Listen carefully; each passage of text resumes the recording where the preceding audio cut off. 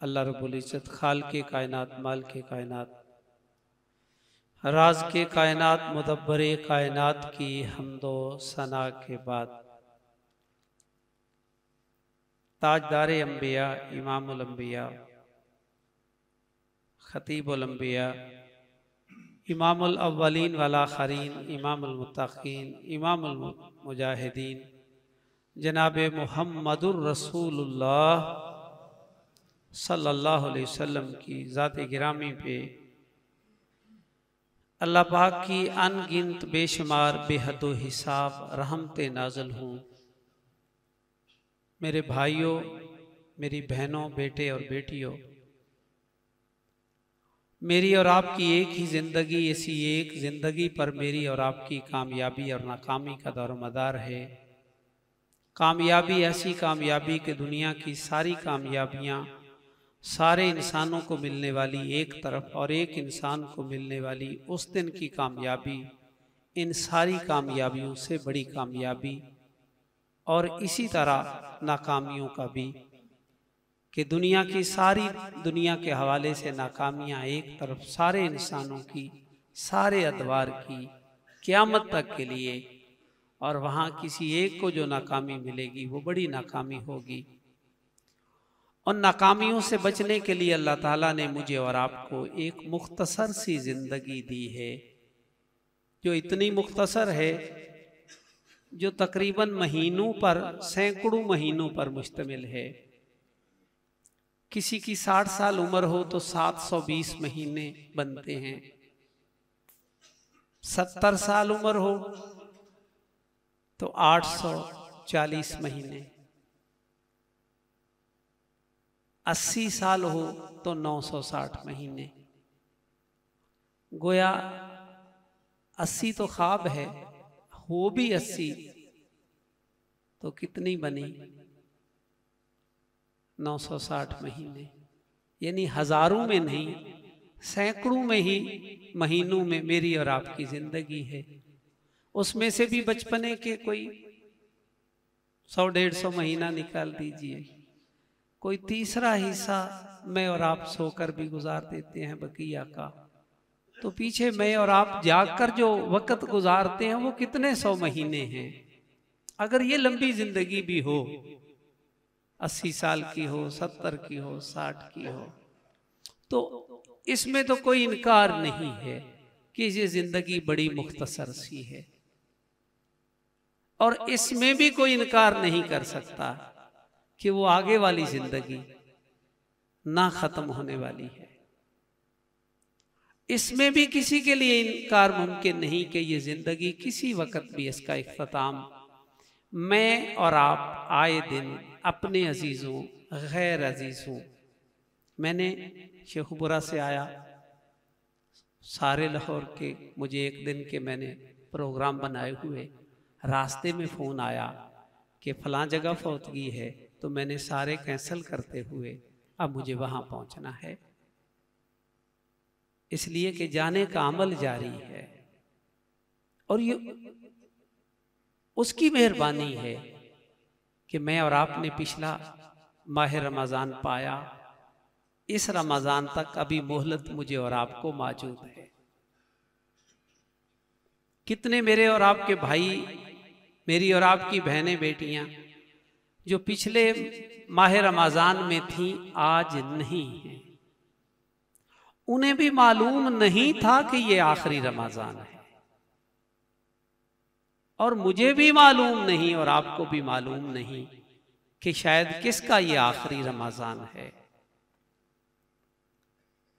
तो इसके किसी वक्त जिंदगी के खत्म हो जाने का तो इनकार मुमकिन ही नहीं, और उस जिंदगी के कभी भी ना खत्म होने का यकीन मौजूद है कि उसने तो कभी भी खत्म नहीं होने।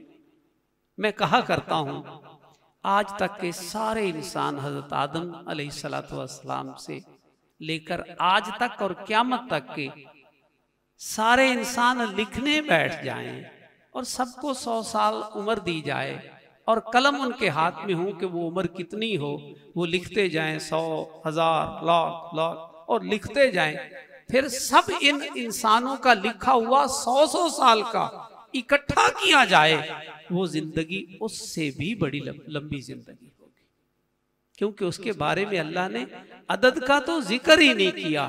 का खालिदीन फीहा अबदा, हमेशा रहेंगे उसमें, हमेशा हमेशा। तो लिहाजा इस जिंदगी का और उसका तो तकाबुल मुमकिन ही नहीं। मुख्तसर भी है, किसी वक्त खत्म हो जाने वाली भी है, लेकिन है बड़ी कीमती। मेरी और आपकी जिंदगी का एक एक लम्हा बड़ा कीमती है, एक एक दिन बड़ा कीमती है, और यकीन मानिए एक एक सुबह शाम बड़ी कीमती है। नबी रहमत ने ऐसे नहीं फरमाया था सुबह हो जाए तो शाम का इंतजार ना कर ले इसमें जो मेहनत कर सकता है।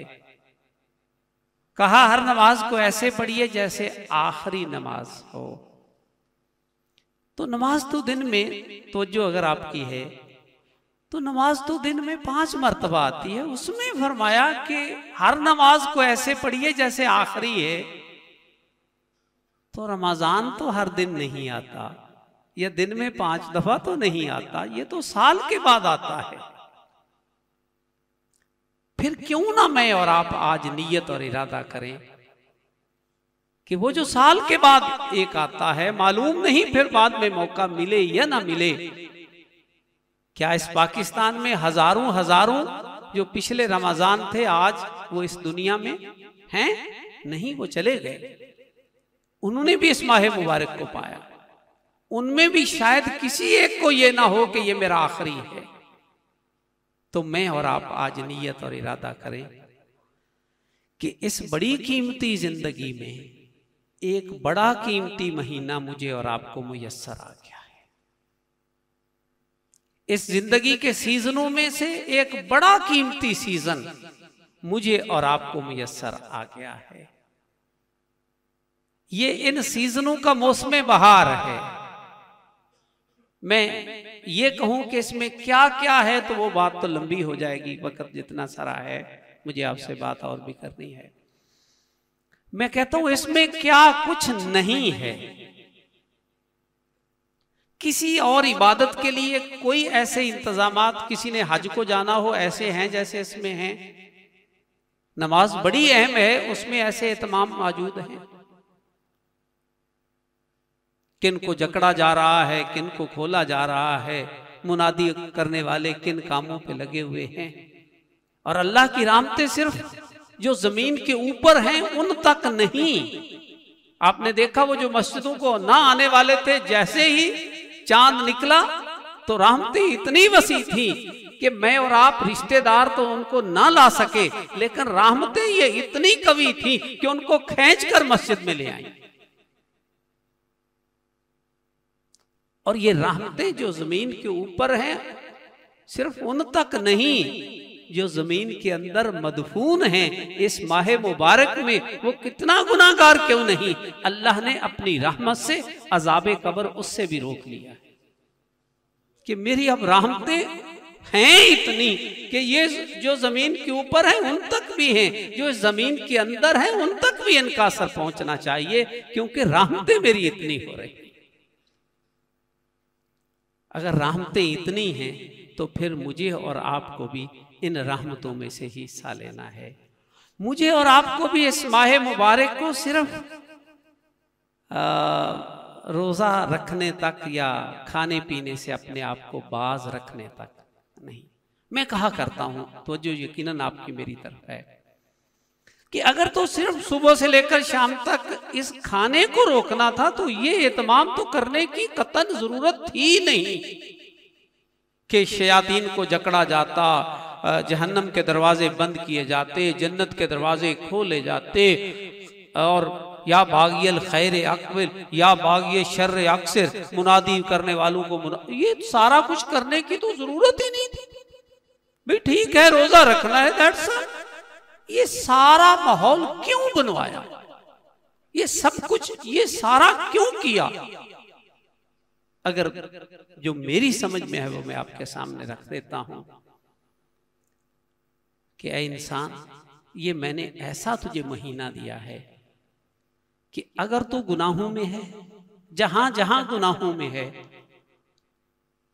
इस माह मुबारक में मैंने ऐसे एहतमाम कर दिए हैं कि तू उन गुनाहों से बचना चाहे, उनसे रुकना चाहे और सारी जिंदगी के लिए उनसे तौबा करना चाहे, तो अब कोई चीज तुझे माने नहीं है, अब कोई चीज रुकावट नहीं है। अगर अब भी ना कर पाया तो फिर इसमें कसूर तो तेरा है, मैंने तो रहमत वाला महीना भेजा था। और अगर आप तवज्जो फरमाएं, और यकीनन आप मेरी ताईद करेंगे कि नबी रहमत करीम सल्लल्लाहु अलैहि वसल्लम हो, मस्जिद नबवी हो और जुमे के खुतबा का मौका हो, तो जिब्राइल कुछ का इजहार करे और आप आमीन कहें कि जो इस माह मुबारक को पाए, उनमें से एक आमीन ये थी कि जो इस माह मुबारक को पाए, फिर इस माह मुबारक को पाए और फिर अपने गुनाहों की माफी लेकर अपने लिए बख्शिश के दरवाजे ना खोल ले। तो जिब्राइल ने जो अल्फाज कहे कि उस पर क्या हो, अल्फाज जरा गौर कीजिए कि इस माह मुबारक को पाए फिर बख्शिश ना करवा पाए, उस पर लानत हो। तो नबी करीम सल्लल्लाहु अलैहि वसल्लम मस्जिद नबवी मेंबर के ऊपर हैं, जुमा से पहले इतनी बाबरकत घड़ियां, आपने आमीन कह दिया कि वाकई ये महीना आए फिर भी ना कर पाए, तो अब इसमें कसूर इसका है और बहुत बड़ा कसूर है। इसमें या बागियल खैर अक्सर रुकना है, उन सारी मासियत, सुन लीजिए, उन सारी मासियतों से रुकना है। वो जबान की हैं तो उनसे भी रुकना है, वो आंख की हैं तो उनसे भी रुकना है, वो कान की हैं तो उनके से भी रुकना है, वो हाथ की सारी लफ्ज़ें और वो सारी कुताहियां और वो सारे झूठ और वो लिखना लिखाना झूठ, वादे और किरार और वो दावे, वो सारे, उन सब से भी रुकना है। और लोगों के जो हकूक हैं, जो गसब किए हुए हैं, उनसे भी रुकना है।